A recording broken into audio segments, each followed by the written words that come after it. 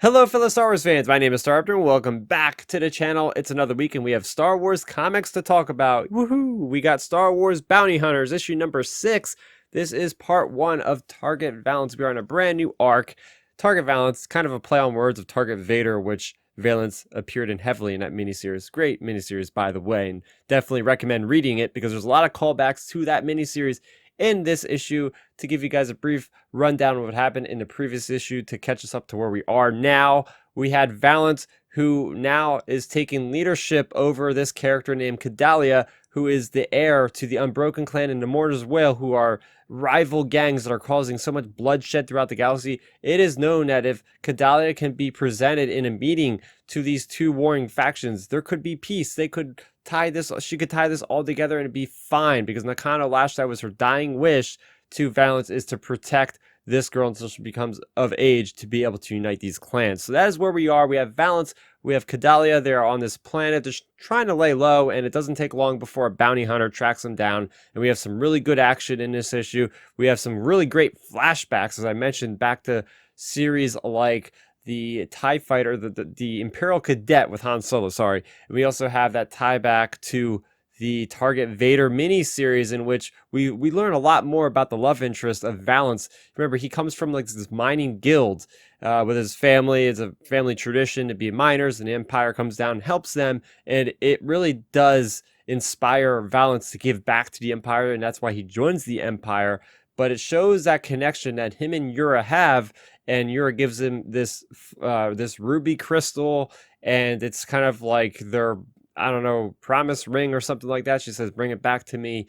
And she sees him. The next time she sees him, he is a completely different man, because he has been blown up pretty bad, and he's got that skull cybernetic face. Half of his synth flesh is missing. So he has come back a changed man. So we get that flashback, and it really goes well with the story, because we find out that later on, after he fights Zuckuss and 4LM that get hired by Vakora, who works for the Unbroken Clan, he ends up at the rebel base that he actually provided to Yura as a safe haven, and he shows up there, and that's where this issue ends. But what I will say is, it was great seeing more of that relationship between Cadeliah and Valence. Valence as the father figure really gives me that sort of Logan feel, you know, Wolverine taking care of X-23, that sort of thing. I mean, she's very capable, and I liked seeing how capable she was. She's very scrappy as a fighter. She's able to pour this like liquid gel on this attacking bounty hunter,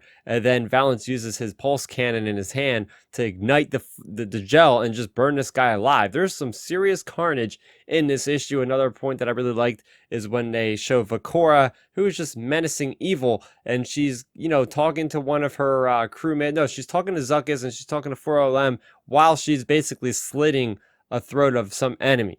Another really cool part is when Valence is fighting against Zuckuss, and he slices like his life support type of apparatus respirator thing. So there's a lot of crazy stuff. Talking about Zuckuss, it was nice getting those acknowledgments that he is a Gand Findsman. And if you're not sure what a Findsman is, it's basically like, I think a large part of the Gand are Findsmen. I remember playing the Old Republic. As a trooper class, you get a companion who is also a Gand's Findsman.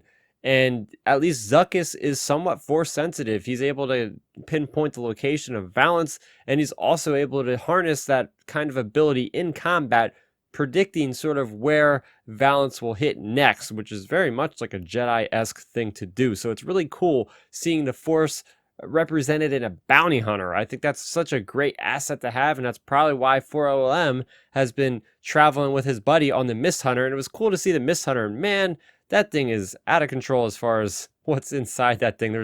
It looks just absolutely dilapidated and just absolutely gross. So it was really cool seeing that. But all in all, I like this issue. I think there's a really cool chance for this to tie in with the rebellion in that gap between the Empire Strikes Back and Return of the Jedi. I want to hear what you guys have to say about this issue of Star Wars Bounty Hunters. Are you digging this story so far? What did you think of the first arc? Let's talk about it in the comment section down below. For more on Star Wars content, I talk about it every week here on the channel. I just have been uploading mission by mission my playthrough, my walkthrough of Star Wars Squadrons, so you're going to want to check that out if you're a fan of the Star Wars video games. So that is going to do it for me, Starrapter. Thank you so much for watching, and may the Force be with you always. Thanks for checking out the video. Please hit that thumbs up symbol. It helps me know that I'm making content that you guys enjoy. And if you enjoyed this video, I also include 2 videos down below you guys should check out. And please consider subscribing to this channel. It helps support me, and it notifies you guys of when I get new videos up on the channel. You can also contact me on Twitter, Facebook, and Instagram at Starrapter.